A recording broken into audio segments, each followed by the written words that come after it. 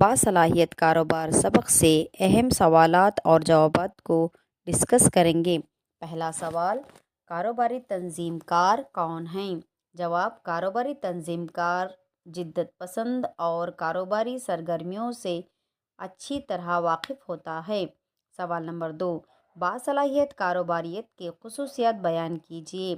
جواب، تخلیق کاری، تنظیم کاری، مسائل کا حل، نقصان کی بھرپائی کے لیے تیار رہنا، باعزم ہونا، جدت پسندی، قائدانہ صلاحیت، کامیابی کی حوصلہ افزائی، مقاصد کا حصول، فیصلہ سازی۔ چلتے ہیں تیسرے سوال کی طرف۔